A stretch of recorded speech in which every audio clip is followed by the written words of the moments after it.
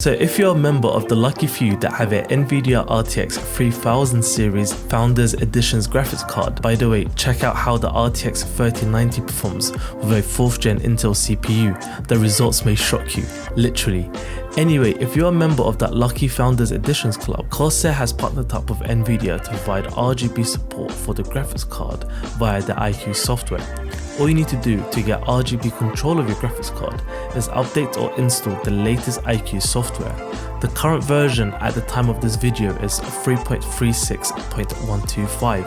Download links are in the description below. So once you've done that, open up the iCue app and you should see your Nvidia RTX 3000 series card instantly recognized. Click on your beautiful Nvidia RTX 3000 series graphics card. You should see the current state of the RGB lights. It does not change color of the front GeForce RTX lights, but it does the top and bottom lights.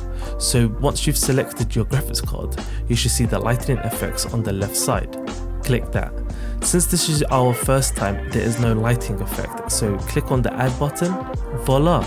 Enjoy your out of stock RGB. You can select all different types of modes, rainbow wave, color shift, create custom modes, and etc. You can even sync it up with the rest of your Corsair RGB products.